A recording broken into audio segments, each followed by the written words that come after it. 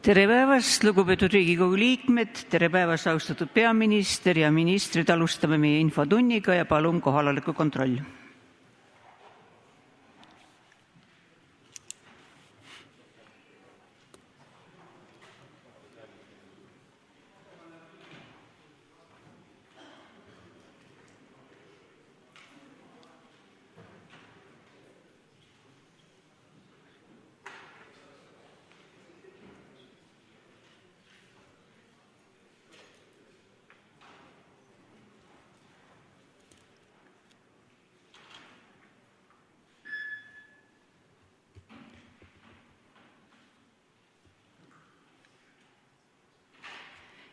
Hetkel registreerus kohale 40, puudub 61 Riigikogu saadikut.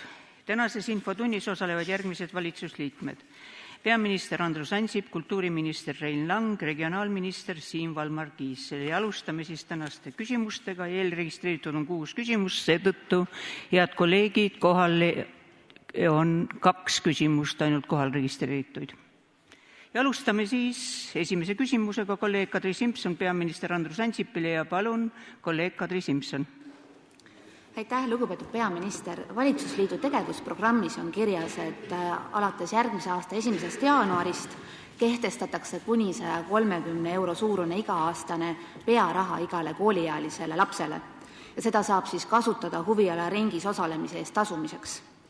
Aga järgmise aasta eelarves selle lubaduse täideviimiseks raha eraldatud ei ole.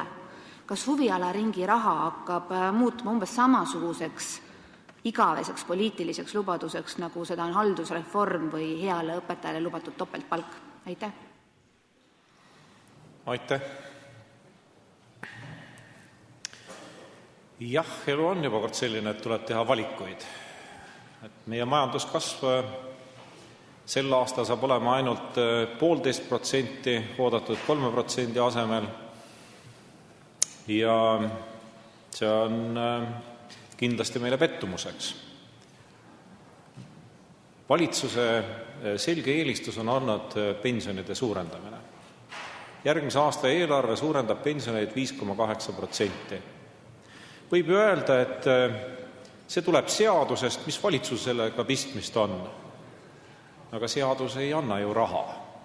Kui kirjutada seadusesse pensionide suurendamine 10-kordseks, ega siis sellepärast rahalist katet sellest seadusest tule. Nii et valitsus on väga selgelt eelistanud pensionide kasvu. Järgmisel aastal pensionid kasvavad 5,8%, see tähendab 20 € kuus, keskmine pension saab olema 354 €. Ja täiendavalt me otsustasime teha Riigikogule ettepaneku vabastada täiendavalt pensionid tulumaksust, nii et keskmine pension järgmisel aastal oleks tulumaksuvaba. Ehk siis see tulumaksuvaba miinimum on kõigile 144 €, praegu ta on täiendavalt pensionäridele veel 192 €, see suureneks 210 €-ni, nii et kokku 354 € oleks maksuvaba. See on see, mida eelarve tulud tõepoolest võimeldavad.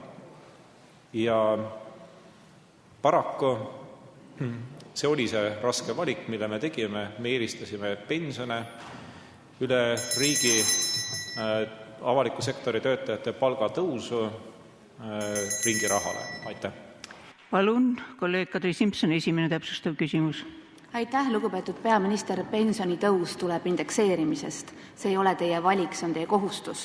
Ma saan aru, et te ei taha rääkida lastest, aga 2009, kui te andsite lubaduse laste huvitegevuse toetamiseks, oli Eesti majandusseis raskem, kui ta on täna. 2011, kui te sõlmisite selle valitsusliidu lepingi, oli eelarve tulu väiksem, kui ta on täna. Ja seejuures sellest lubadusest taandumine tundub küüniline, eriti kui vaadates rahandusminister Jürgen Ligi ütlust, et see on lihtsalt kulukas ja et see võiks olla omavalitsuste kohustus. 2009. aastal vähendati omavalitsuste tulubaasi ja seda ei saanud teha niisama, võeti ära nende kohustus toetada noortesporti, mis siis laias laastus on ka laste ja noorte huvitegevus.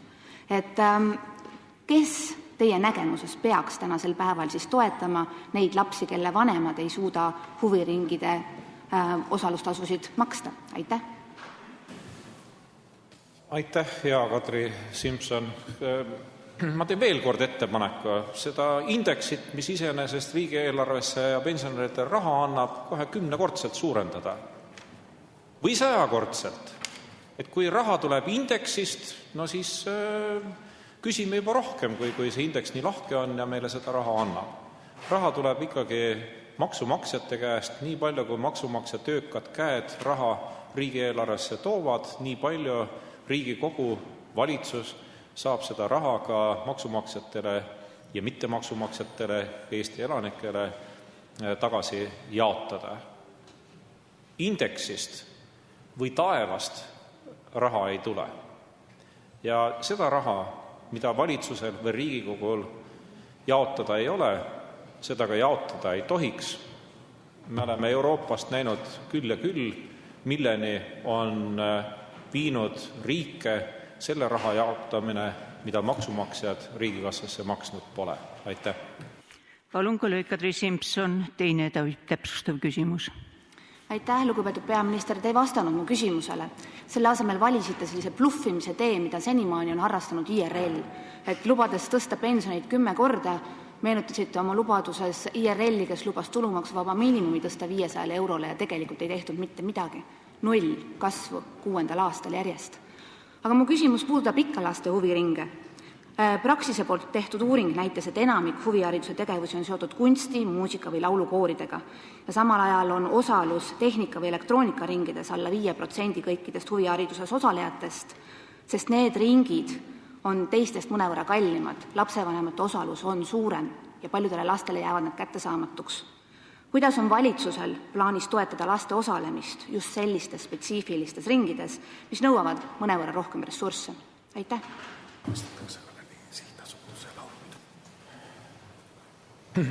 Jah, no laulukoore rahastatakse täiendavalt ka läbi sihtasutuse laulupidu, aga ma jätaks selle temaatika praegu tahaplaanile, kuidas riik konkreetselt ühte või teist loomingulist ühendust rahastab. Neid rahastamisviise on päris palju, päris rikkalikult.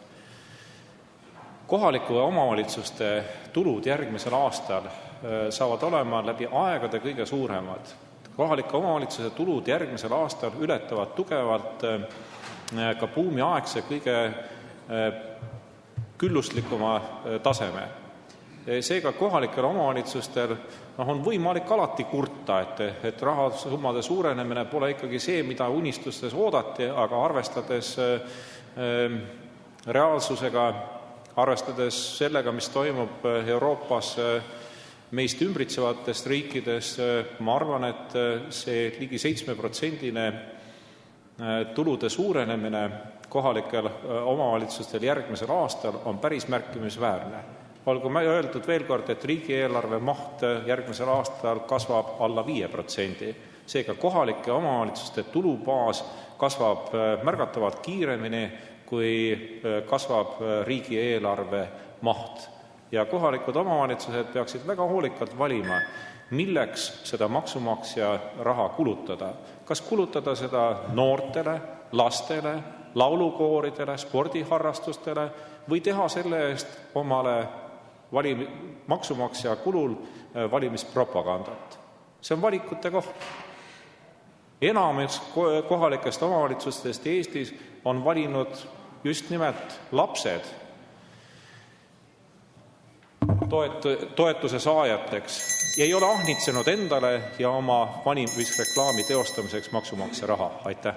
Ja alustame nüüd kohal registreeritud küsimustega. Palun esimene kolleeg Marika Tuus-Laul. Aitäh, härra peaminister.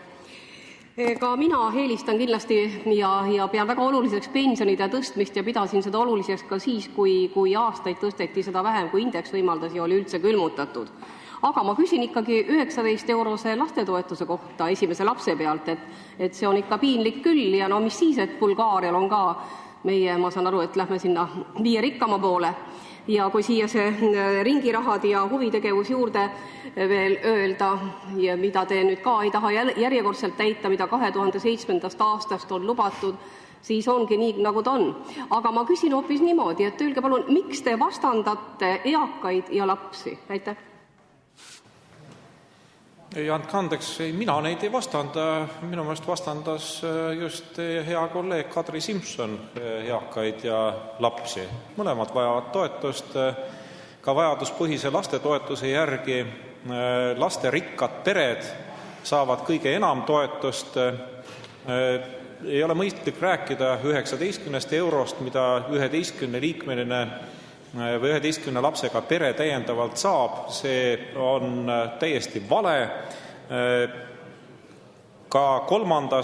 ja enamast lapsest on ette nähtud igale lapsele toetus praegu 19,18 eurot ja kui te viitate nüüd Õhtulehe artiklile, mis väitis, et 11-lapseline pere saab ainult alla 20 euro täiendavat toetust, siis ma julgen küll öelda, et see artikkel astus ämbrist ämbrisse. Tegijal ikka juhtub, tavaliselt neil tuleb hästi välja, aga seekord ei tulnud välja.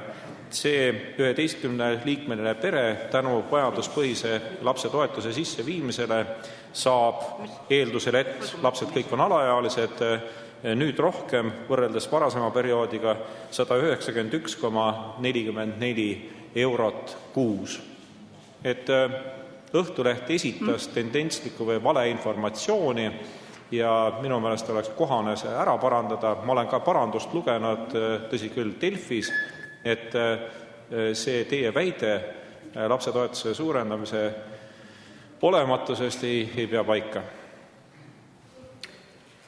Hea Kadri Simson, infotunnis repliik ei toimi. Ei ole.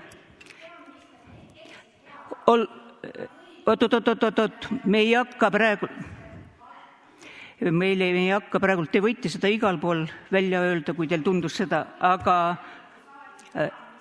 läheme edasi. Palun järgmine küsimus, kolleeg Ester Tuikso. Tänan väga, proua juhataja, austatud peaminister.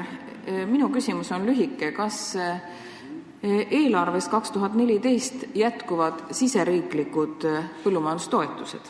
Aitäh. Ei. Teatavasti järgmise eelarveperioodi läbirääkimised olid Eestile väga edukad. Me saime märksa rohkem, kui me isegi oma parimates unistustes oskasime oodata. Teatavasti üle-euroopalises eelarves oli esialgu kavandatud otsetoetuste, põllumajanduslike otsetoetuste kasv märksa väiksemas ulatuses, kui lõpuks eelarvena vormistati, ja ka maaelu vahendite hulk pidi olema märksa väiksem, kui me oskasime või kui me oleks lootnud.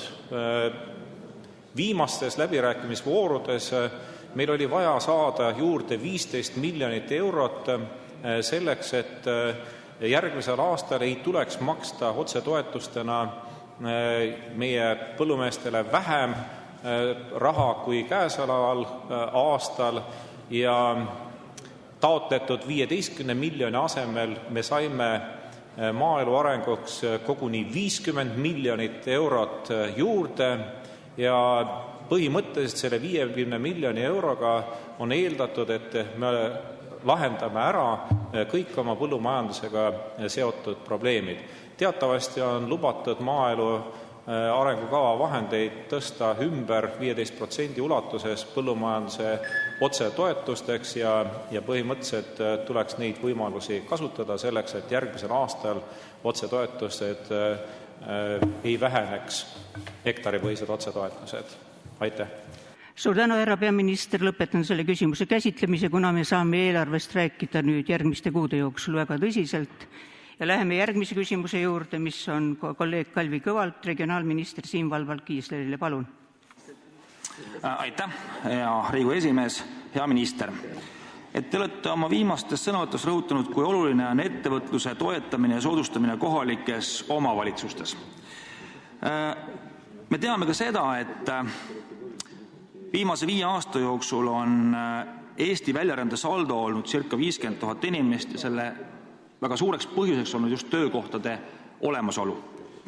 Tuginedes uuringule kohalike omavalitsuste vabatahtliku initsiatiivide ettevõtluskeskkonna arendamise ja ettevõtluse toetamise suunal lõppraportist teame, et ettevõtluskeskkond on meie riigi väiksusele vaatamata piirkonniti väga eripalgeline ja on vajadus ettevõtluskeskkonna ning tööhõive suurendamisele läbi tõhusamate poliithoobade, milles aktiivselt osaleksid ka kohalikud omavalitsused. Samas me teame sellest samast uuringust ja teame seda ka tavaelust, et Küsimus palun. Ja, et see pole kohalike omavalitsuste muretseda ettevõtlusega ja minu küsimus on, et miks see siis tõesti nii on?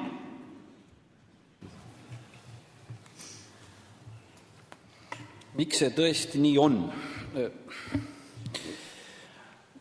No, te viitsite sinu uuringule, mille viis läbi Kaubandus-Tööstuskoda eelmine aasta, aga tegelikult see aasta viis Kaubandus-Tööstuskoda läbi ka ühe teise uuringu, kus ta küsis sama asja kohta mitte ettevõtjatelt, vaid omavalitsustelt endilt ja 226 omavalitsustest vastas uuringule 161, mida loetakse päris heaks vastamise protsendiks ja sealt tuli välja, et vastanud omavalitsustest üle 3/4 leidsid, et omavalitsus peab kindlasti toetama piirkondlikku ettevõtlusarengut. Pisut alla veerandi leidsid, et ettevõtlusareng ei ole omavalitsuse põhiülesanne, kuid vajalik tegevus. Ja kõigest 0,6% ehk üks omavalitsus leidis, et ettevõtluse toetamine ei ole omavalitsuse ülesanne. Tõsi, otseselt seaduses sellist ülesannet täna pandud ei ole ja ka mina olen tõesti väljendanud seisukohta, et omavalitsused peavad muretsema selle pärast, aga nagu te näete, ka omavalitsused ise jagavad seda arvamust. Et nüüd sotsiaaldemokraadid on esitanud ka eelnõu, et muuta see ülesanne nii-öelda kohustusliku omavalitsuse ülesandeks, mis ju niimoodi üldsõnaliselt on väga hea, aga nagu ikka, et kurat peitub detailides, et probleem on selles, et see eelnõu ütleb ka ühemõtteliselt, et selleks tuleb anda täiendavat raha ja antud ülesanne valitsusele, et otsustada, kui suur see raha on. Meie tänases õigusruumis, nii nagu ta on vastavalt Riigikohtu lahenditele kõigele muule, tähendaks see seda, et omavalitsuste nii-öelda tahe toetada ettevõtlust jääb enam-vähem sama suureks kui täna, küll aga me saame ühe täiendava vaidluse juurde Riigikohtus selle üle, et kuidas nende rahadega toetamist on. Palun, kolleeg Kalvi Kõva, esimene täpsustav küsimus. Aitäh. Hea minister, et väga hea, et te tõite vastuses sisse ka selle meie poolt esitatud eelnõu, kus me tõesti arvame, et KOKS-i tuleks sisse kirjutada ka kohustus kohalikel omavalitsustel tegeleda ettevõtluse arendamise ja töökohtade loomisega. Aga minu küsimus on järgmine, et selles meile saadud vastuses väitsite, et kohalike omavalitsusel pole võib-olla tänasel päeval ka võimekust ja nad on väga väiksed selle teemaga tegeleda. Ja minu küsimus on selles, et kuna kohalikud omavalitsused on kogunud omavalitsusliitudesse väga paljuski ja väga paljus ka maakonniti tehakse nii-ütelda ettevõtluse toetamist, et kui palju järgmise aasta eelarves on siis valitsus ette nähtud kohalike omavalitsusliitudele ja maavalitsustele vahendeid ettevõtluskeskkonna parandamiseks ja töökohtade loomiseks? Aitäh! Eelkõige kohalikud omavalitsusliidud, maakondlikud omavalitsusliidud, nende tegevuse sisustavad maakonna omavalitsused ise, kes sellesse liitu kuuluvad, üldjuhul, mitte kõik küll, aga üldjuhul kuuluvad ja siis lepivad seal kokku, millega see omavalitsusliit tegeleb. Et see on täiesti nende otsustada. Seaduses on antud üldised raamid, mis suunas tegutseda. Ja sellepärast on see küsimus just maakonna omavalitsustele endile, et mis tegevusi näha tahavad, kui palju selleks panustavad. Et ettevõtluse soodustamist, kui te küsite, et mille kaudu käib siis riigipoolne toetus, on see eelkõige läbi ettevõtluse arendamise sihtasutuse, kes toetab ka maakondlikke arenduskeskusi. Meil on selline, institutsioon olemas igas maakonnas, ja läbi ettevõtluskonsultantide see abi ja tugi käib. Aga muidugi siin kõrval on väga suured toetusprogrammid nii ettevõtlusmeetmetest kui meie regionaalsetest toetusprogrammidest. Me toetame väga palju tööstusalasid, erinevaid ettevõtlusinitsiatiive, turismi arendamist, kõike muud taolist. Et nende kaudu käivad need riigipoolsed toetused, kui te selle kohta küsite. Omavalitsuste iseendast minu arust seda motivatsiooni peaks küll olema piisavalt, kui me mõtleme, et järgmise aasta eelarves on üksikisiku tulumaksu osakaal summaarselt omavalitsuste jaoks moodustab üle poole kogutuludest. Kui see moodustab üle poole kogutuludest, siis peaks ju küll olema tahet näha vaeva selleks, et töökohti oleks, et palgad oleksid kõrgemad ja inimeste hõivatus suurem, et see otseselt kajastub omavalitsuste eelarves. Aitäh. Ja palun nüüd kohal registreeritud küsimused. Palun kolleeg Kalev Kotkas. Tänan, proua eesistuja, austatud regionaalminister. Ka Geomeedia viimases omavalitsuse võimekuse uuringus kaardistati valdade ja linnade tegevust ettevõtluse arendamise valdkonnas. Üldise puudusena toodi seal välja vähene süsteemsus ja meetmete vähene fokusseeritus. Kas keskvalitsusel on plaanis välja töötada mingit ühtset motivatsioonipaketti ettevõtluse arendamiseks omavalitsuses?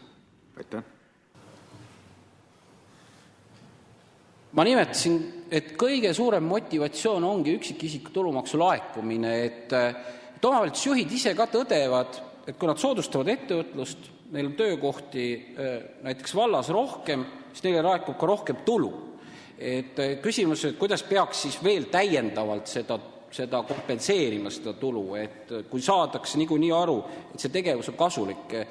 Jah, tõsi ta on, et tegevus on ebaühtlane, eksin jääb suuresti oskuste ja teadmiste taha, et olen ju palju esile toonud seda, et tihtipeale eelkõige väiksemates omavalitsustes, kuigi see ei ole üldreegel, aga paljudes kipub jääma see võimekus väiksemaks, ei ole raha, et palgata häid asjatundjaid, häid spetsialiste, kes oskaksid ka ettevõtjaid nõustada ja neid vajalikul määral aidata ja mõni saab hakkama suuna arengukavva kirjutamisega ja mõni loob näiteks ettevõtlusinkubaatoreid, et tõesti on tase erinev. Aga selles mõttes motivatsioon läbi üksikisiku tulumaksu laekumise on olemas, et kui see peaminister viitas ka, et tulubaas kasvab, et lihtsalt teile tajuda neid numbreid, et järgmine aasta omavalitsuste kogu tulubaas kokku kasvab siis võrreldes selle aastaga 63 miljonit eurot. Et see on siis võrdlus vanas rahas umbes 1 miljard krooni. Et väga suured kasvud tegelikult. Aitäh. Ja palun nüüd viimane koha pealt registreeritud küsimus kolleeg Lembit Kaljuvee. Aitäh, proua esimees. Hea minister, kolleeg Kalvi Kõvale te vastasite küll laialt, rääkisite kohalike omavalitsuste eelarvetest, aga mina sain aru, et Kalvi Kõva küsis, et kas regionaalministri eelarves on konkreetne rida olemas järgmisel aastal omavalitsuste toetamiseks ettevõtluse alal või ei ole? Aitäh. Regionaalministri eelarves on erinevad regionaalvaldkonna toetusmeetmed ja omavalitsustel on võimalik taotleda toetust ettevõtlusalade, tööstusalade loomiseks, piirkonna konkurentsivõime tugevdamiseks ja selle toetuse saamisel on võimalik aidata kaasa töökohtadele. Loomulikult lõpptulemusena rajavad need töökohad ettevõtjad, aga need rahasummad on kokkuvõttes ikkagi väga suured, et me räägime ju projektidest kuni 3,2 miljonit eurot. Riigipoolse toetuse. Suur tänu, härra minister, lõpetan selle küsimuse käsitlemise. Järgmine küsimus, palun kolleeg Mailis Repsilt kultuuriminister Rein Langile. Palun. Aitäh, lugupeetud proua esinaine. Hea kultuuriminister Rein Lang, te kindlasti juba eeldate, kuna täna antakse üle eelarve, millest meil vähemalt esimeses küsimuses juttu on. Kui me vaatame tagasi viimaste aastate riigieelarvetele, siis kultuurivaldkond ei sära seal just väga positiivsete numbritega. 2006–2013 on vähenenud Kultuuriministeeriumi osa riigieelarves 3,16%-lt 2,02%. Ja isegi kui järgmise aasta eelarves juurde tuua, siis ikkagi on kahjuks see proportsioon riigieelarves pidevalt vähenenud. Ja sellest ongi mu küsimus, et arvestades küll, et teie olete seda ametit pidanud siin ainult mõne aasta, teie erakonnakaaslased seda teinud üsna järjepidevalt pikemalt, et kuidas te täna vaataksite Kultuuriministeeriumi vaatenurgast mitte ainult järgmise aasta eelarvesse, vaid eelarve seisu laiemalt? Aitäh!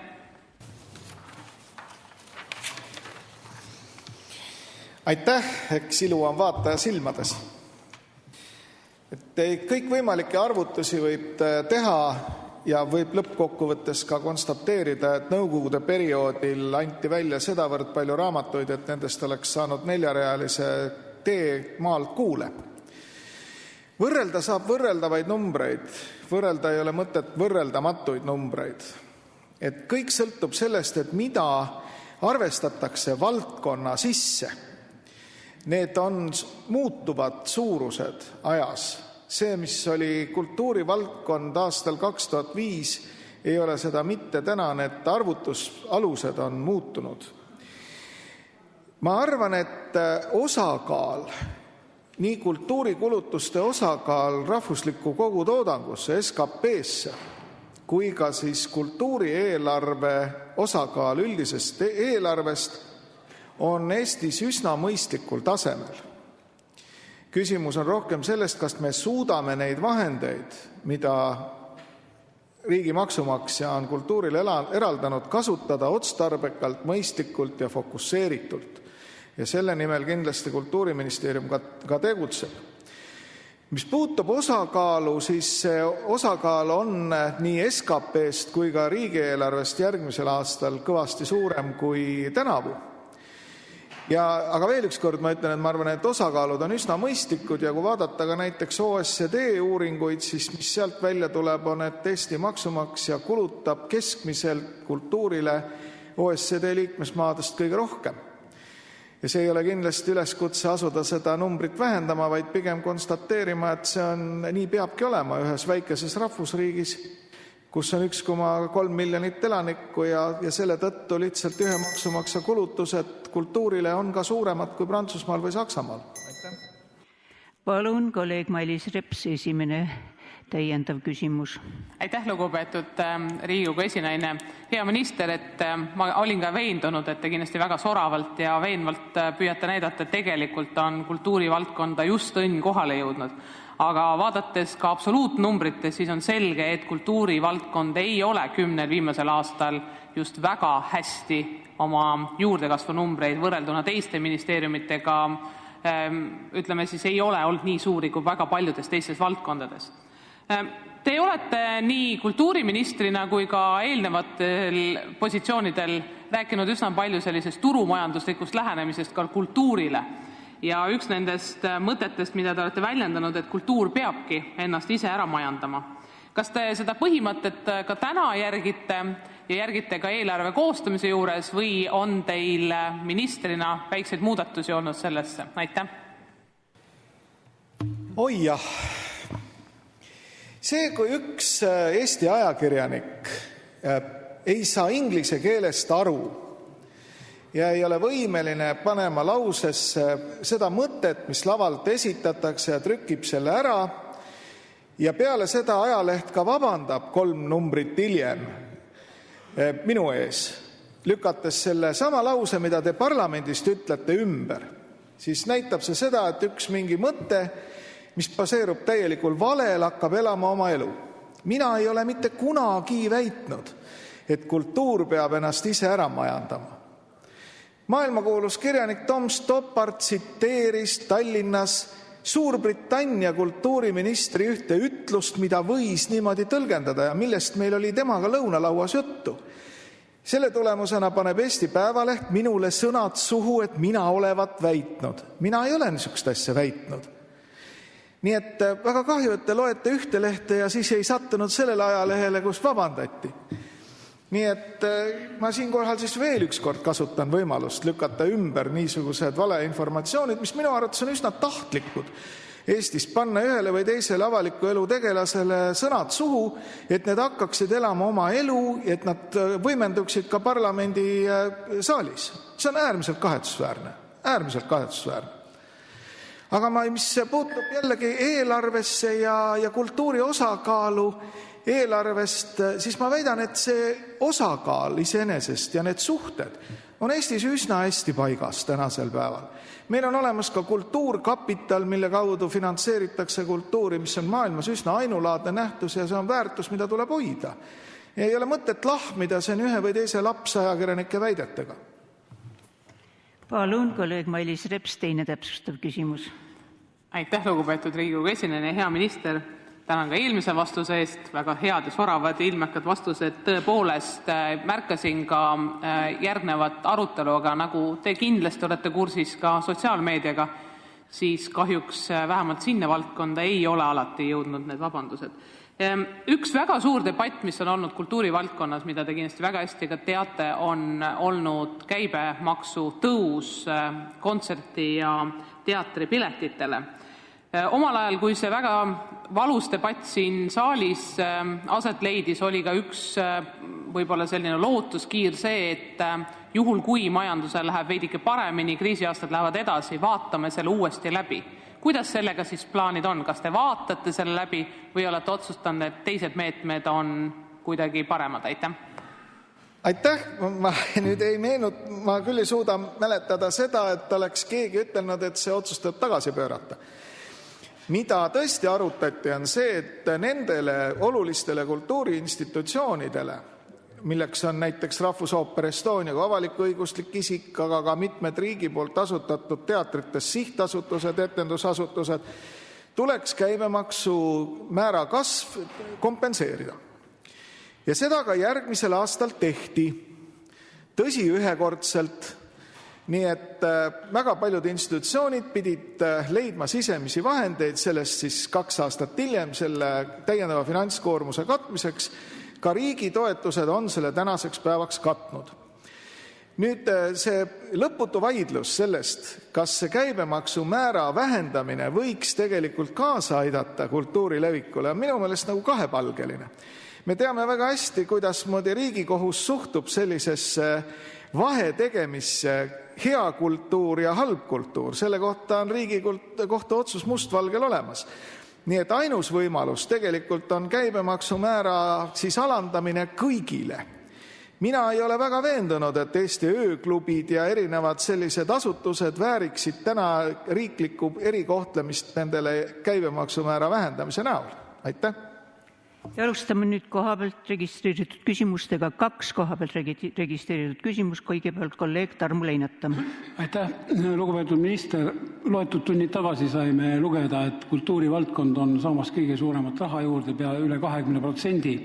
Ja kahjuks on hakanud osad kultuuritöötajad oma palgale juba seda 20% juurde lisama. Võib-olla on praegu aeg ja koht valgustada, et kuidas see 20% tegelikult kuludeks jaguneb, enne kui kultuuritöötajad omal uusi korterid, autosid ja külmkappe liisima hakkavad. Aitäh, et vara veel. Esiteks 20% on küll Kultuuriministeeriumi eelarve kasv eelmise aastaga võrreldes, aga see ei tähenda seda, et see oleks kõik palgaraha. Me loodame, et me keskelt läbi saame tõsta riigi käest palka saavate kultuuritöötajate palku kuskil 5% ringis. Aga kindlasti on ka neid, kelle palk tõuseb 10% ja võib-olla enamgi. Me läheneme kindlasti diferentseeritult, aga lõplikud otsused Kultuuriministeerium selles suhtes teeb kindlasti alles oktoobrikuu lõpuks, pidades siis ka nõu kõigi võimalike huvirühmadega. Täna kohtusime näiteks teenistujate ametiliiduga TALO ja meie jutt oli äärmiselt konstruktiivne. Me loodame, et me homme kirjutame ka alla siis 2014. aasta peale kehtiva protokolli. Ma möönan seda, et on teatud institutsioone ja teatud kohti, kus kultuuriga tegelevate inimeste palk on väga madal. Aga väga paljud need inimesed saavad palka mitte riigi käest, vaid kohalike omavalitsuste käest. Ja näiteks raamatukogu hoidjad arvavad siiralt veel tänase päevani teatud kohtades, et riik on see koht, kus neile palganumber määratakse. Ei ole.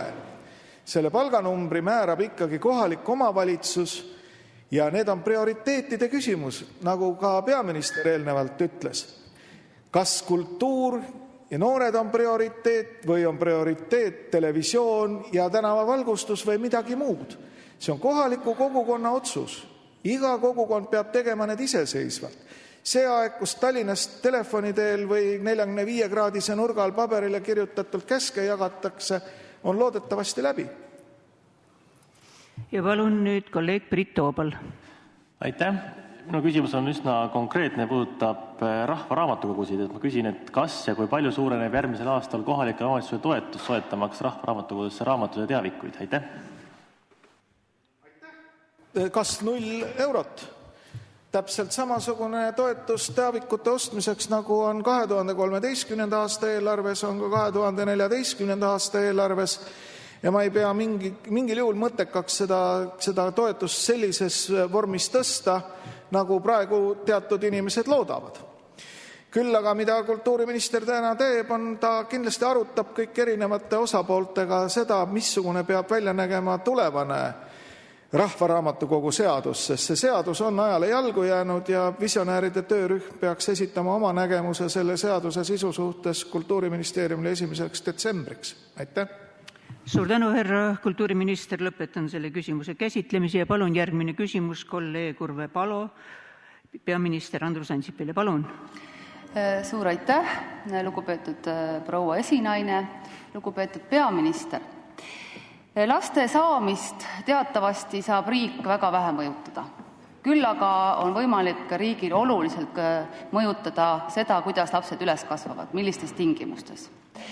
Pean väga oluliseks, et lastele oleks tagatud võrdsed võimalused kasvamiseks, hariduse omandamiseks ja et nad saaksid oma võimed välja arendada.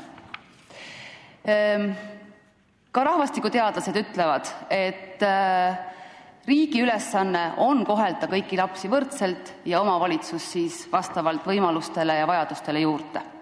Sestap küsin, et mille pärast ei leidnud valitsus võimalust uuest aastast hakata toetama lapsi huvihariduse omandamisel, kuigi see lubadus oli, sest raha on alati vähe, küsimus on prioriteetides. Miks ei ole valitsuse Reformierakonna prioriteet lapsed? Aitäh! Ma teie väitega muidugi, nii nagu te eeldate, nõus olla ei saa.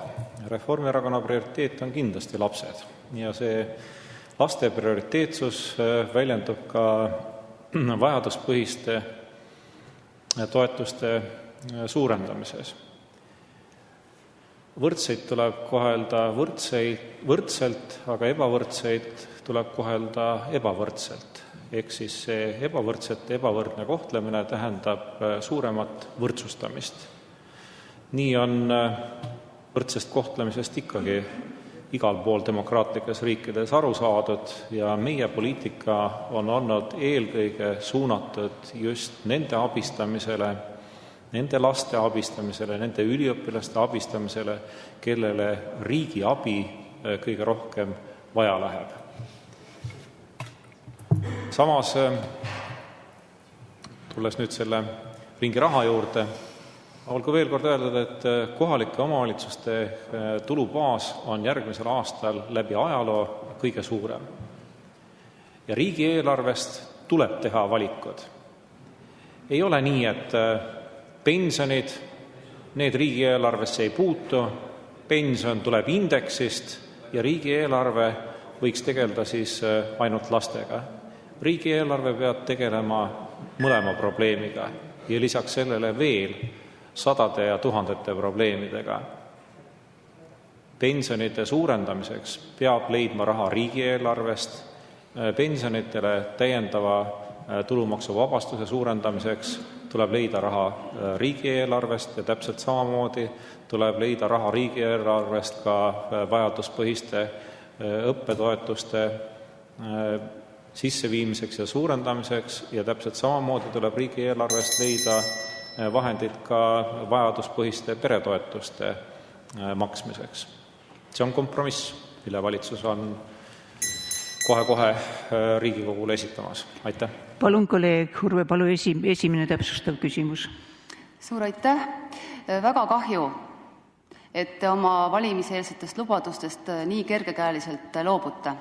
Täna ütleb Jürgen Ligi Eesti Päevalehes, tsiteerin, 25 miljonit on liiga palju, et huviringi raha lubaduse külge klammerduda.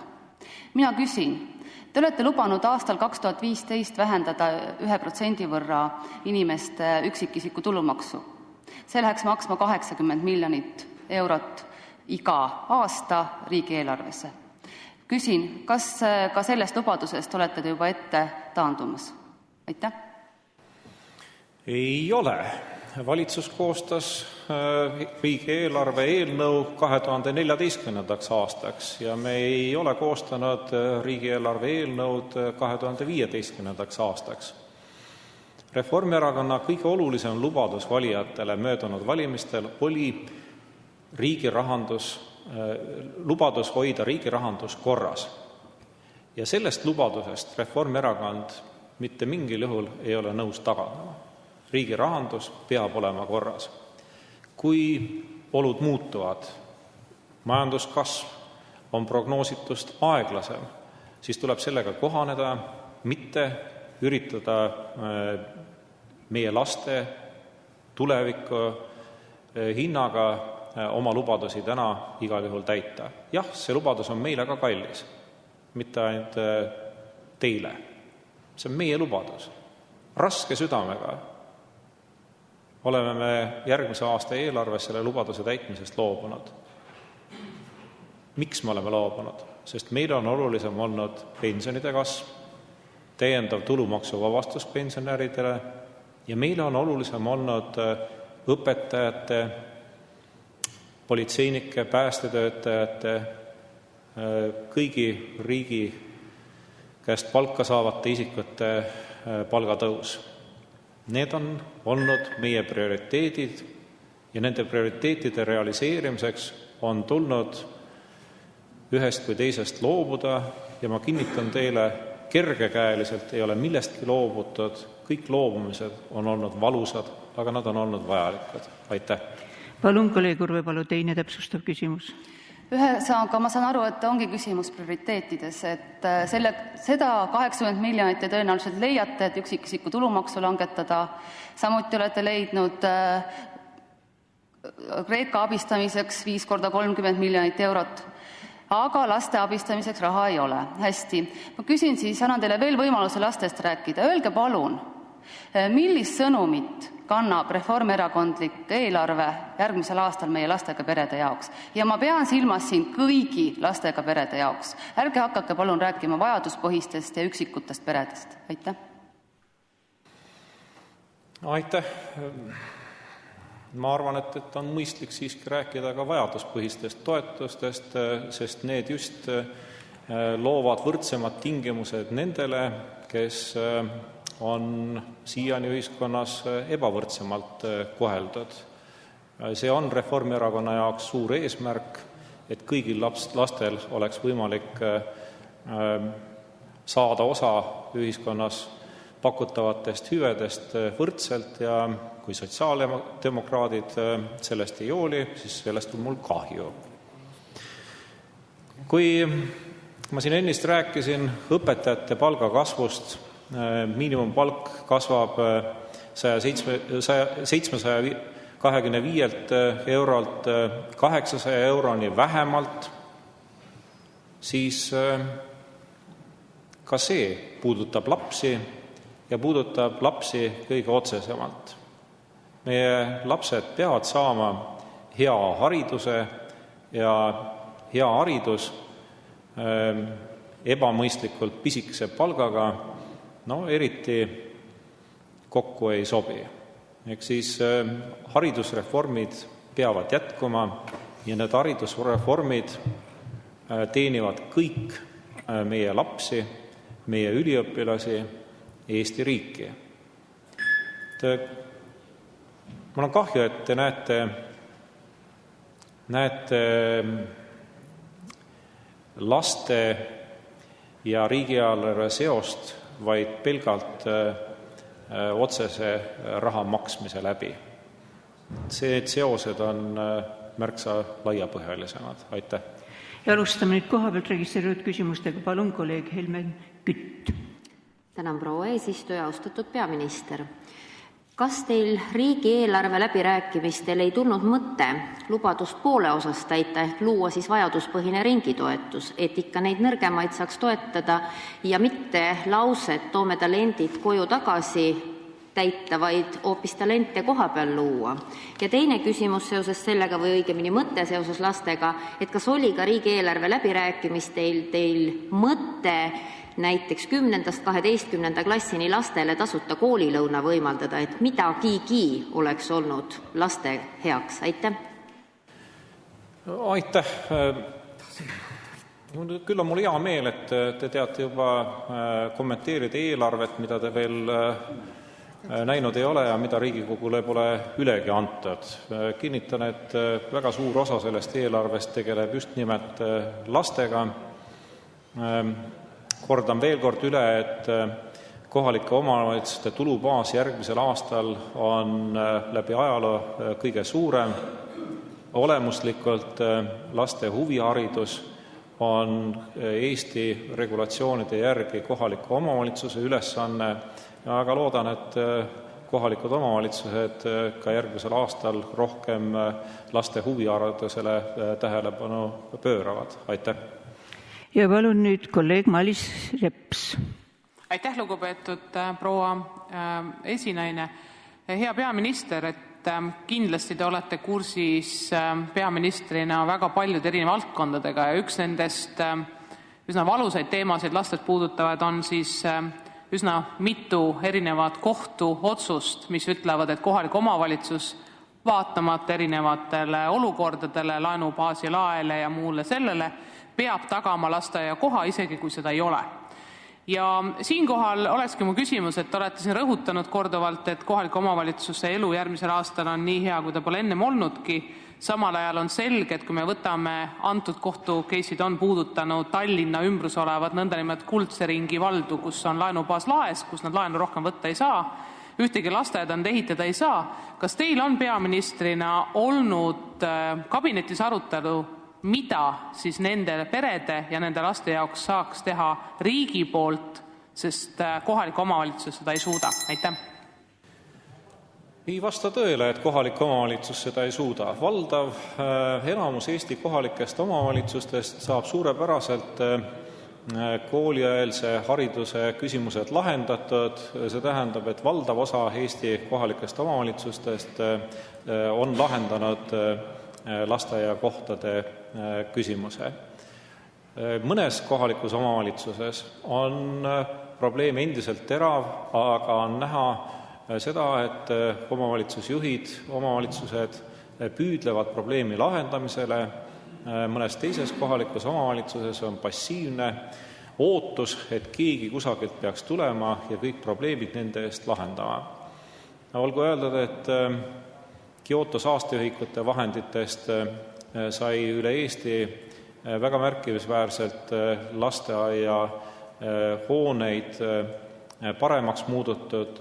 Nende soojapidavus on praegu hoopis teisel tasemel, kui ta oli enne seda energiaefektiivsuse programmi. Me oleme ka Euroopa Liidu vahenditest mitmetesse Eesti kohalikesse omavalitsustesse suunanud vahendeid just nimelt lasteaedade ehitamiseks. Tallinn muidugi peab selgelt oma prioriteedid seadma, ka Tallinna valijad ei peaks laskma ennast petta maksumaksja raha eest tehtud reklaamist, vaid peaks hindama linnavalitsust just nimelt selle järgi, mida linnavalitsus linlaste jaoks teinud on. Aitäh! Suur tänu, härra peaminister. Lõpetan siis ka selle küsimuse käsitlemise. Järgmine küsimus palun kolleeg Tarmo Tamm regionaalminister Siim Valmar Kiislerile. Aitäh, proua juhataja, lugupeetud minister. Selle suve üks suuremaid poliitilisi uudiseid oli ilmselt see, et 20 aastat vindunud haldusreform hakkab lõpule jõudma. Te olete oma kavas välja valinud tõmbekeskused, mida peaks olema 60 ja aastal 2017 peaks olema haldusreform lõppenud. Millal te algatate vastav eelnõu ja millal see eelnõu jõuab Riigikogu suurde saali? Aitäh!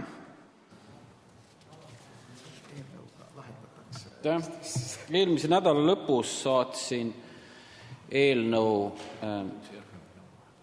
erinevatele sihtrühmadele, eestkosteorganisatsioonidele avalikuks konsultatsiooniks. Seda eelnõu on arutatud koalitsioonileppes ette nähtud kohalike omavalitsuste arengu mõttekojas ja kõik saavad sellega tutvuda, vaadata, teha omapoolseid ettepanekuid ja arutada, kas see on hea eelnõu, kas seda peaks täiendama, kas mõnes kohas muutma. Ja pärast seda avalikku konsultatsiooni saab sellega edasi liikuda. Eelnev versioon oli ka juba selle aasta algupoolel väljatöötamiskavatsusena arvamuste saamiseks kõigile ministeeriumidele esitatud. Nii et eelnõu vähehaaval valmib ja see valitud suund, nagu te teate, see tõmbekeskuste loogika oli välja valitud juba erinevate arutelude käigus veelgi varem. Aitäh!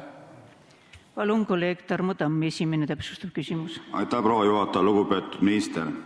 2 nädalat tagasi härra peaminister vastas, et temale mitte kuidagi ei sobi, et meil hakatakse vägivaldset haldusreformi läbi viima. Ja ma küsin, et kuidas on võimalik, et kui te pole koalitsioonipartneriga läbi rääkinud, et te sellise eelnõuga edasi tegelete? Aitäh! Me oleme koalitsioonipartneriga seda teemat arutanud küll, et see ei vasta tõele, et ei ole arutanud. Meil on isegi moodustatud koalitsiooni töörühm, kus me arutame omavalitsustega seotud küsimusi, kaasa arvatud seda tõmbekeskuste loogikat. Tõsi, siin on poliitiliselt erinev vaatenurk, et küsimus on olnud selles, et kui vabatahtlik see protsess on ja mina ütleksin küll, et see eelnõu on küll väga vabatahtlik, et ütleme selline koordineeritud vabatahtlikkus, ma sõnastaks selle, et 2009. aastal ma esitasin eelnõu, mis oli sundühinemine, see tol hetkel valitsuse toetust ei leidnud ja pärast seda oleme otsinud kompromissi, paindlikku lähenemist ja seda see eelnõu tõesti kajastab. Palun, kolleeg Tarmo Tamm, teine täpsustav küsimus. Aitäh, proua juhataja. Ma küsin ühe päevakohalise küsimuse, et siin härra peaminister ja teie olete kiitnud järgmise aasta riigieelarvet ja omavalitsuste osa suurt kasvu tõusu. Aga ma küsin, et miks omavalitsuste koostöökogu siis ei allkirjastanud seda nii-öelda suurepärast eelnõud? Aitäh. Eks ta selline olukord on, et protokollile ju tegelikult ikka koosoleku juhataja peaks alla kirjutama ja mina iga aasta olen selle koosoleku juhatajana ka allkirja andnud, aga me oleme alati hea tavana ka küsinud omavalitsusliitude poolset allkirja sellele ja vist enam-vähem pooleks on läinud, et pooled korrad on allkirjast ja pooled korrad ei ole. Seekord omavalitsusliidud põhjendasid mitte allkirjastamist sellega, et loomulikult nende nõudmised ei saanud kõik rahuldatud, neil on selgelt suuremad nõudmised omavalitsuste tulubaasi osas, teiseks teehoiu raha osas nad soovisid selle kahekordistamist selgelt ja kolmas, mis nad välja tõid, on haridusvaldkonnaga seotud küsimused, et kuidas haridustoetus jaguneb eelkõige, et tegelikult ju haridustoetuse number iseendast kasvab samuti väga tugevalt järgmise aasta eelarves võrreldes selle aastaga, et ma arvan, et seal saab neid erimeelsusi ka jätkuvalt lahendada, et nagu te teate, et täpsem haridustoetuse jagunemine tuleneb täiendavalt pärast eelarve vastuvõtmist läbi valitsuse määruse ja usun, et selles valdkonnas saab need pinged maha. Aitäh! 2 kohapealt registreeritud küsimus. Palun, kolleeg Jaan Õunapuu. Aitäh, proua esimees, austatud minister. Augusti lõpus te andsite ühele ajalehele intervjuu ja see puudutas võimalikku uut Eesti halduskaarti. Ja kui ajakirjanik teie käest küsis, et Piirissaare vallas ja valla elanikel jääb otsustamisõigus nendest kaugemale, siis te vastasite, ma tsiteerin, mida Piirissaarel praegu on otsustatud. Neist ei sõltu ju mitte midagi. Kui ei ole raha, kui ei ole spetsialiste, kui ei ole võimekust. Mida nad on otsustanud? Missuguseid otsused nad siis enam ei langetaks? Ma arvan, et te tegite sellele väikesele omavalitsusele ja selle kogukonnale väga palju liiga. Te väga südames solvasite neid, sest ma olen ise üle 20 aasta väga hästi kursis sellega, mida on Piirissaares aastakümneid tehtud. Ja seda on hästi tehtud. Küsimus, kui palju on teie arvates veel Eestimaal omavalitsusi, kellest mitte midagi ei sõltu? Ja kui neid on, siis palun nimetage. Ja mediaan keskmine on Eestis 1700-1800 elanikku, et pooled omavalitsused on väiksemad kui see. Meil on kasvav arv omavalitsusi, kus elab vähem kui 1000 inimest ja meil on ka juba omavalitsus, kus elab alla 100 inimese ja selliseid paarisajasid on terve rida. Et seal kindlasti töötavad väga tublid inimesed, nad annavad endast parima, aga selliste eelarvevõimaluste juures, ressursside juures, asjatundjate olemasolul ei ole võimalik protsessi mõjutada. Kahjuks ollakse tihtipeale lihtsalt pealtvaatajad. Ja kõige suurem tegevus on nii-öelda mujalt süüdlaste otsimine, olgu see siis nii-öelda abstraktselt riigist tervikuna kuskilt mujalt, et tüüpiline vastus kodanikule tema murele on see, et nendes omavalitsustes, et me ei saa aidata, meil pole raha, meil pole võimalusi. Ja ma olen nõus, et üldistada ei tohi, et Eestis on väga palju väikeste omavalitsuste väga tublisid juhte, kes on väga palju saavutanud, toetanud seda sama ettevõtlust, millest meil siin enne juttu oli, et kindlasti ei saa üldistada ja samas on suured teinud väga palju otsustusvigu mõned. Aga üldine trend kõigist nendest uuringutest tuleb välja see, et võimekus puudub paljudel ja kui võimekus puudub, siis ollakse pealtvaatajad, mitte protsesside mõjutajad. Ja kui siin räägitakse sundühinemisest, siis mõnda sunnib ühinema elu ise, mitte keegi muu. Kui me räägime näiteks Lavassaare valla ja Audru valla ühinemisest, sundis ühinema elu ise.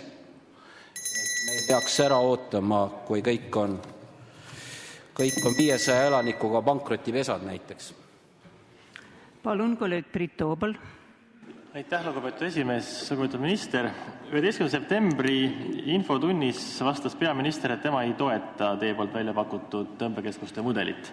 Küsimus pole nüüd arutamises, vaid selles, et peaminister ütles, et ta ei toeta, seda arutelu muidugi on.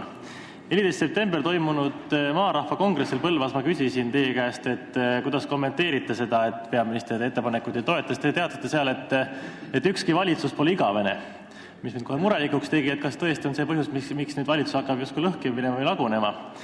Et kui tõenäoliselt siiski peate, et järgmise 1,5 aasta jooksul tänane valitsuskoalitsioon teie poolt välja pakutud tõmbekeskuse mudelit ikkagi toetab ja heaks kiidab? Aitäh! Jah, me peame aru saama, et protsessid on väga pikaajalised. Kui me täna räägime aastast 2014, eks ole, 2017 olukorrast 4 aasta pärast, siis mina annan küll endale aru, et sel ajal on teine valitsus ja teine regionaalminister, eks ole, et me ei saa nagu arvestada, et täpselt need samad inimesed on täpselt samamoodi samadel positsioonidele. Et peaminister siin parandas teid ilusti, ütles, et tema ei toeta sunniviisilist ühinemist ja seda ta ütles teile, mitte tõmbekeskuste loogikat. Tõmbekeskuste loogikat on väga palju arutatud erinevates maakondades, ta on selgelt edasiliikumise teedes tulevikus kõige laiema toetusega, ma olen ka välja öelnud, et see ei ole minu lemmikvariant, aga ta on selgelt kõige parem kompromiss erinevate jõudude vahel ja nagu ma ütlesin, et väga hea, kui me jõuame selleni vabatahtlikult, ma arvan, et siin koordinatsioon on vajalik, et kui me mõtleme nagu tuleviku peale, aasta peale 2017. Suur tänu, härra regionaalminister, head kolleegid, meie infotunni aeg on peaaegu läbi. Suur tänu Lugupeetud Riigikogu liikmed küsimuse esitamise eest, suur tänu peaminister ja ministrite vastamise eest, infotund on läbi.